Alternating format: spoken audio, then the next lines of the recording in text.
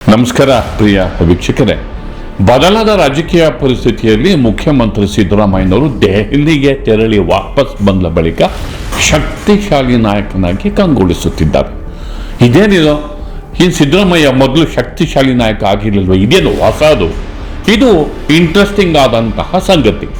ಹಾಸನದಲ್ಲಿ ಅಲ್ಪಸಂಖ್ಯಾತರು, ದಲಿತರು ಮತ್ತು ಹಿಂದುಳಿದ ವರ್ಗಕ್ಕೆ ಸೇರಿದ ಅಹಿಂದ ಸ್ವಾಭಿಮಾನಿ ಸಮಾವೇಶದ ತಂತ್ರಗಾರಿಕೆಯನ್ನ ಪಕ್ಷದ ಪರವಾಗಿಯೇ ಮಾಡುವಂತೆ ವರಿಷ್ಠರು ಹಸಿರು ನಿಶಾನೆ ತೋರುವುದರ ಮೂಲಕ ಒಂದು ದೊಡ್ಡ ರಾಜಕೀಯ ತಂತ್ರಕ್ಕೆ ಸಿದ್ದರಾಮಯ್ಯನವರು ಅಣಿಯಾಗಿದ್ದಾರೆ. ಇದಕ್ಕೆ ಹೈಕಮಾಂಡ್ ತುಂಬಾ ಗಟ್ಟಿಯಾಗಿ ಅವರ ಹಿಂದೆ ಬಂಡೆಯ ತರ ನಿಂತಿದೆ. ಇದು ಅವರ ಶಕ್ತಿಶಾಲಿತನದ ಹಿಂದಿನ ರಹಸ್ಯ. ಹಾಗಾದರೆ ಕಾಂಗ್ರೆಸ್ ಅಲ್ಲಿ ಏನೆಲ್ಲ ಆಗ್ತಿದೆ? ಸಿದ್ದರಾಮಯ್ಯ ಚೇಂಜ್ ಆಗಿಬಿಡ್ತಾರೆ, ನಾಯಕತ್ವ ಚೇಂಜ್ ಆಗಿಬಿಡುತ್ತೆ ಅಂತ ಇತ್ತಲ್ಲ ಸುದ್ದಿ. ಆ ಸುದ್ದಿ ಏನಾಯಿತು? ಈ ಬಗ್ಗೆ ಇಂದಿನ ಮಾತು ಮಂಥನ. ಸ್ನೇಹಿತರೆ, ಗೆಳೆಯರೆ, ಸಿದ್ದರಾಮಯ್ಯನವರು ದೆಹಲಿಗೆ ಹೋದರು. ಅಲ್ಲಿ AICC ರಾಷ್ಟ್ರೀಯ ಅಧ್ಯಕ್ಷರಾದಂತಹ ಮಲ್ಲಿಕಾರ್ಜುನ ಖರ್ಗೆ ಅವ್ರನ್ನ ಭೇಟಿ ಮಾಡಿದ್ರು. ಮಲ್ಲಿಕಾರ್ಜುನ ಖರ್ಗೆ ಅವ್ರನ್ನ ಭೇಟಿ ಮಾಡಿ KPCC ಅಧ್ಯಕ್ಷರಿಗೆ ಅಧ್ಯಕ್ಷ ಸ್ಥಾನಕ್ಕೆ ಹೊಸಬರನ್ನು ನೇಮಕ ಮಾಡೋದ್ರ ಬಗ್ಗೆ, ಕ್ಯಾಬಿನೆಟ್ ಎಕ್ಸ್ಪಾನ್ಷನ್ ಬಗ್ಗೆ ಚರ್ಚೆ ಮಾಡ್ತಾರೆ ಅಂತ ನಿರೀಕ್ಷಿಸಲಾಗಿತ್ತು. ಸಹಜವಾಗಿ ಆ ವಿಚಾರ ಸಾಕಷ್ಟು ಚರ್ಚೆಗೆ ಬಂತಿತ್ತು. ಆದರೆ ಅವರಲ್ಲಿ ಹೋಗೋದಕ್ಕೂ ಅದ್ಯಾವುದೋ ಒಂದು ಬೇನಾಮಿ ಪತ್ರ ಬರೋದಕ್ಕೂ ಸರಿ ಹೋಯಿತು. ನೀವು ಲೆಕ್ಕ ಹಾಕೊಳ್ಳಿ, ಈ ಕಾಲದಲ್ಲೂ ಒಂದು ಬೇನಾಮಿ ಪತ್ರ ರಾಜ್ಯದ ಒಂದು ರಾಜಕೀಯ ತಂತ್ರದ ಬಗ್ಗೆ, ಒಂದು ಪಕ್ಷದ ಬಗ್ಗೆ, ಮುಖ್ಯಮಂತ್ರಿಯ ಬಗ್ಗೆ AICC ಹೆಡ್ ಕ್ವಾರ್ಟರ್ಗೆ ಹೋಗುತ್ತೆ ಅಂತಂದ್ರೆ, ಮತ್ತು ಅದು ಡಿಸ್ಕಷನ್ ಪಾಯಿಂಟ್ ಆಗುತ್ತೆ ಅಂದ್ರೆ ಏನಿದು? ಇದು ನಿಜಕ್ಕೂ ಆಶ್ಚರ್ಯಕರ. ಅಂದ್ರೆ ವ್ಯಕ್ತಿಗತ ವಿಜೃಂಭಣೆಗೆ ಹಾಸನ ಸಮಾವೇಶವನ್ನ ಸಿದ್ದರಾಮಯ್ಯ ಮಾಡ್ತಿದ್ದಾರೆ ಅಂತ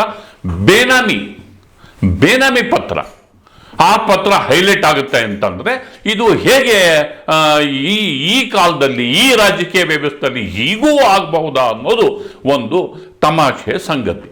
ಈ ವಿಚಾರ ಚರ್ಚೆಗೆ ಬಂದಾಗ ಸಿದ್ದರಾಮಯ್ಯ ಸ್ವಾಭಿಮಾನಿ ಸಮಾವೇಶವನ್ನ ಡಿಫೈನ್ ಮಾಡಿಕೊಂಡ್ರು.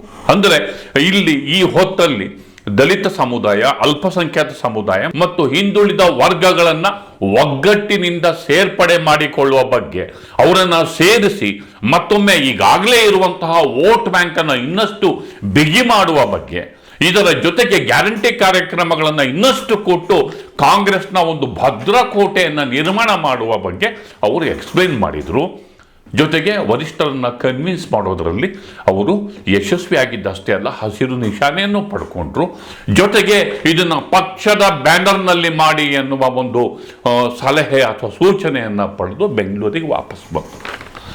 ಅಂದರೆ ಮೂಡ ಪ್ರಕರಣ ಎಲ್ರಿಗೂ ಕೂಡ ಗೊತ್ತು, ಹಾಗೆಯೇ ವಾಲ್ಮೀಕಿ ಪ್ರಕರಣ ಎಲ್ರಿಗೂ ಕೂಡ ಗೊತ್ತು. BJP ಇದನ್ನ ಮುಂದೆ ಇಟ್ಕೊಂಡು ಸಿದ್ದರಾಮಯ್ಯನವರ ವರ್ಚಸ್ಸಿಗೆ ಧಕ್ಕೆ ತರೋದಕ್ಕೆ ಎಷ್ಟು ಪ್ರಯತ್ನ ಪಡ್ತು ಅನ್ನೋದು ಕೂಡ ಗೊತ್ತು. ಆದರೆ 3 ಚುನಾವಣೆಗಳಲ್ಲಿ ಉಪಚುನಾವಣೆಯಲ್ಲಿ ಕಾಂಗ್ರೆಸ್ ಗೆಲುವು ಸಾಧಿಸುವ ಮೂಲಕ ಸಿದ್ದರಾಮಯ್ಯನವರು ಮತ್ತೊಮ್ಮೆ ತಾವು ಶಕ್ತಿಶಾಲಿ ನಾಯಕ ಎನ್ನುವುದನ್ನು ಸಾಬೀತು ಮಾಡಿದ್ದು, ಕಾಂಗ್ರೆಸ್ ಪಕ್ಷ ಇನ್ನೂ ಪ್ರಬಲ ಪಕ್ಷ ಮತ್ತು ಈ ವಿವಾದಗಳಿಂದ ಪಕ್ಷಕ್ಕೆ ಹೊಡೆತ ಆಗಿಲ್ಲ ಅನ್ನುವ ಒಂದು ವಿಶ್ಲೇಷಣೆಯನ್ನ ಮುಂದಿಟ್ಟಿದ್ದಲ್ಲದೆ, ಅಹಿಂದ ಮತಗಳನ್ನು ಕನ್ಸಾಲಿಡೇಟ್ ಮಾಡುವುದರ ಮೂಲಕ BJP JDSಗೆ ಒಂದು ಖಡಕ್ ಆದ ರಿಪ್ಲೈಯನ್ನು ಕೊಡಬಹುದು. ಅದಕ್ಕಾಗಿ ಸಿದ್ಧತೆ ಅಗತ್ಯ ಇದೆ ಅನ್ನುವ ಸೂಚನೆಯನ್ನ ಅವರು ಹೈಕಮಾಂಡಿಗೆ ಕೊಟ್ಟಿದ್ದಾರೆ.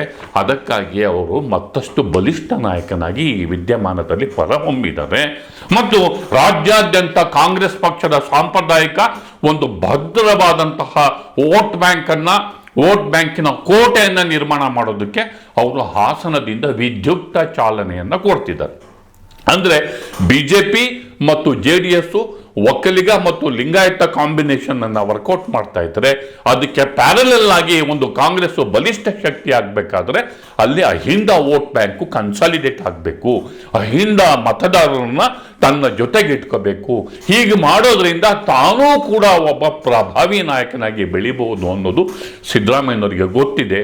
ಈ ವಿವಾದ ಮತ್ತು ಇಷ್ಟೊಂದು ಒತ್ತಡಗಳ ನಡುವೆ ಅವರು ಮತ್ತೊಮ್ಮೆ ಶಕ್ತಿಶಾಲಿ ನಾಯಕನಾಗಿ ಆಗ್ತಿದ್ದಾರೆ. That is Siddaramaiah. ಈಗ ಒಟ್ಟು ಡೆವಲಪ್ಮೆಂಟ್ ಬಗ್ಗೆ ಗೃಹ ಸಚಿವರಾದಂತಹ ಡಾಕ್ಟರ್ G. ಪರಮೇಶ್ವರ್ ಒಂದು ಪ್ರತಿಕ್ರಿಯೆ ಕೊಟ್ಟಿದ್ದಾರೆ. ಅದನ್ನು ನೋಡೋಣ ಬನ್ನಿ. ಪತ್ರ ಒಂದು ಬರೆದಿರುವರು ಅನಾಮಧೇಯ BJP-ಯವರೇ ಯಾಕೆ ಬರೆದಿರಬಾರ್ದು? BJP-ಯವರೇ ಅನಾಮಧೇಯ ಪತ್ರಗಳನ್ನು ಬರೀತಾರೆ, ಅದು ನಮಗೆ ಲೆಕ್ಕ ಇಲ್ಲ. ಆದರೆ ನಮ್ಮಲ್ಲಿ ಯಾವುದು ಕೂಡ ಅಪಸ್ವರ ಇಲ್ಲ. ನಾವು ಸ್ವಾಭಿಮಾನಿ ಸಮಾವೇಶವನ್ನು ಮಾಡ್ತೇವೆ. ನಾನು ತುಮಕೂರಲ್ಲಿ ಮಾಡಬೇಕು ಅಂತ ಹೊರಟಿದ್ದೆ, 2 ಸಭೆಯನ್ನು ಮಾಡಿದ್ದೆ. ಆದರೆ ನಮಗೆ ಬೇರೆ ಕಾರ್ಯಕ್ರಮ ಕೊಟ್ಟಿದ್ದಾರೆ. ನಮಗೆ ಸರ್ಕಾರದ ಕಾರ್ಯಕ್ರಮ 2ನೇ ತಾರೀಕು ಅತಿ ದೊಡ್ಡ ಕಾರ್ಯಕ್ರಮವನ್ನು ನಾವು ಮಾಡ್ತಾ ಇದ್ದೇವೆ. ಅದಕ್ಕಾಗಿ ಈ ಸ್ವಾಭಿಮಾನಿ ಸಮಾವೇಶವನ್ನು ಬೇರೆ ಜಿಲ್ಲೆಯವರು ತಗೊಂಡಿದ್ದಾರೆ. ಪಕ್ಷವನ್ನು ಮುಂದಿಟ್ಟು ಮಾಡ್ತಾ ಇಲ್ಲ ಅಂತ ಹೇಳ್ತಾರೆ. ಪಕ್ಷದಿಂದನೇ ಮಾಡ್ತಾ ಇದ್ದೀವಿ, ಪಕ್ಷದಿಂದಲೇ ಮಾಡ್ತಾ ಇದ್ದೀವಿ. ಬೇರೆಯವರು ನಮ್ಮ ಜೊತೆಯಲ್ಲಿ ಸಹಕರಿಸ್ತಾರೆ. ಗುಂಡಿಗಿಲ್ಲ, ಗುಂಡು ಅದು ಅಂತಿಮ, ಅದು ಅವರು ನೋಡ್ತಾರೆ. ಅದು ಯಾವ ಇದರಲ್ಲಿ ಅವಶ್ಯಕತೆ ಬೀಳುತ್ತೇನೋ ಅದನ್ನ ಅವರು ನೋಡ್ತಾರೆ. ನಾವು ಜಿ ಪರಮೇಶ್ವರ್ ಅವರ ಪ್ರತಿಕ್ರಿಯೆಯನ್ನು ನಾವು ನೋಡಿದ್ವಿ. ದೆಹಲಿಗೆ ತೆರಳಿದ್ದಂತಹ DK ಶಿವಕುಮಾರ್ ಅವರು ಕೂಡ ಇದು ಅಧಿಕೃತ ಪಕ್ಷದ ಕಾರ್ಯಕ್ರಮ ಅನ್ನೋದನ್ನ ಬಿಂಬಿಸೋದಕ್ಕೆ ಈಗ ಆಲ್ರೆಡಿ ಡಿಸೆಂಬರ್ 1ನೇ ತಾರೀಕು ಹಳೆ ಮೈಸೂರು ಭಾಗದ ಪಕ್ಷದ ಜಿಲ್ಲಾಧ್ಯಕ್ಷರು, ಪದಾಧಿಕಾರಿಗಳು, ಶಾಸಕರು, ಸಚಿವರ ಸಭೆಯನ್ನ ಕರೆದಿದ್ದಾರೆ. ಹಾಸನ ಅಹಿಂದ ಸಭೆಯನ್ನ, ಸ್ವಾಭಿಮಾನಿ ಸಮಾವೇಶವನ್ನ ಇದೊಂದು ಅಭೂತಪೂರ್ವ ಶಕ್ತಿ ಪ್ರದರ್ಶನದ ಸಮಾವೇಶವಾಗಿ ಮಾಡಬೇಕು.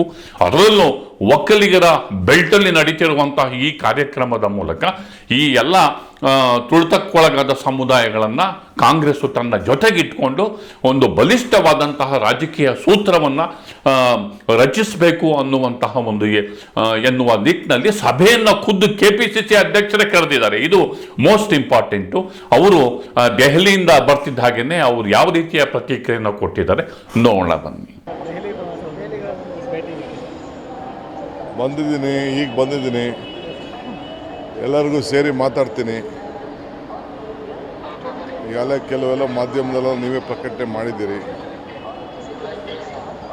ಸೊ ಎಲ್ಲ ಕೆಲವು ನಾಳೆ ಪ್ರೆಸ್ ಮಾತಾಡ್ತೀನಿ. KPCC ಅಧ್ಯಕ್ಷರೂ ಆಗಿರುವ ಉಪಮುಖ್ಯಮಂತ್ರಿ DK ಶಿವಕುಮಾರ್, ಗೃಹ ಸಚಿವರಾದಂತಹ ಡಾಕ್ಟರ್ ಜಿ ಪರಮೇಶ್ವರ್ ಅವರ ಪ್ರತಿಕ್ರಿಯೆಯನ್ನು ನಾವು ನೋಡಿದ್ರೆ ಅವರು ಇಡೀ ಡೆವಲಪ್ಮೆಂಟನ್ನು ಒಪ್ಕೊಂಡಿದ್ದಾರೆ ಮತ್ತು ವ್ಯಕ್ತಿ ವಿಜೃಂಭಣೆ ಅನ್ನೋ ವಾದವನ್ನೂ ಪಕ್ಕಕ್ಕಿಟ್ಟು ಪಕ್ಷದ ಪರವಾಗಿ ಈ ಕಾರ್ಯಕ್ರಮವನ್ನು ನಾವು ಮಾಡ್ತಿದ್ದೇವೆ ಅನ್ನುವ ಮಾತನ್ನು ಕೂಡ ಹೇಳಿದ್ದಾರೆ. ಪರಮೇಶ್ವರು ನಾವೇ ಇದನ್ನು ತುಮಕೂರಲ್ಲಿ ಮಾಡ್ತಿದ್ವಿ, ಆದರೆ ನಮಗೆ ಬೇರೆ ಪ್ರೋಗ್ರಾಮ್ ಕೊಟ್ಟಿದ್ರು, ಹೀಗಾಗಿ ಹಾಸನದಲ್ಲಿ ಮಾಡ್ತಿದ್ದಾರೆ ಅನ್ನುವಂಥದ್ದು. ಅಂದರೆ ಹಳೆ ಮೈಸೂರು ಅಥವಾ ಉತ್ತರ ಕರ್ನಾಟಕ ಈ ಭಾಗಗಳಲ್ಲೂ ಕೂಡ ಈ ಒಂದು ಅಹಿಂದ ಫಾರ್ಮುಲಾದ ಜೊತೆಗೆ ಗ್ಯಾರಂಟಿ ಕಾರ್ಯಕ್ರಮಗಳನ್ನು ಇನ್ನಷ್ಟು ಯಶಸ್ವಿಯಾಗಿ ಕೊಟ್ಟರೆ ಒಂದು ಸ್ಟ್ರಾಂಗ್ ಆದಂತಹ ಒಂದು ಮತದಾರರ ಕೋಟೆ ಕಾಂಗ್ರೆಸ್ ಪಕ್ಷಕ್ಕೆ ಪರ ನಿಲ್ಲುತ್ತೆ ಅನ್ನುವಂತಹ ಒಂದು ತಂತ್ರಗಾರಿಕೆಯ ಜೊತೆ ಸಿದ್ದರಾಮಯ್ಯನವರು ಬದಲಾದ ರಾಜಕೀಯ ಪರಿಸ್ಥಿತಿಯಲ್ಲಿ ಒಬ್ಬ ಪ್ರಬಲ ನಾಯಕರಾಗಿ ಸ್ವಾಭಿಮಾನಿ ಸಮಾವೇಶಕ್ಕೆ ಸಜ್ಜಾಗ್ತಿರೋದು ಇವತ್ತಿನ ಒಂದು ದೊಡ್ಡ ಡೆವಲಪ್ಮೆಂಟ್ ಆಗಿದೆ ಅನ್ನೋ ಮಾತನ್ನು ಹೇಳ್ತಾ ನನ್ನ ಮಾತನ್ನು ಮುಗಿಸ್ತಿದ್ದೇನೆ. ದಯವಿಟ್ಟು ದಿ ಪೋಸ್ಟ್ ನೋಡಿ, ಲೈಕ್ ಮಾಡಿ, ಶೇರ್ ಮಾಡಿ, ಸಬ್ಸ್ಕ್ರೈಬ್ ಮಾಡೋದಕ್ಕೆ ಮರಿಬೇಡಿ ಗೆಳೆಯರೆ. ನಮಸ್ಕಾರ.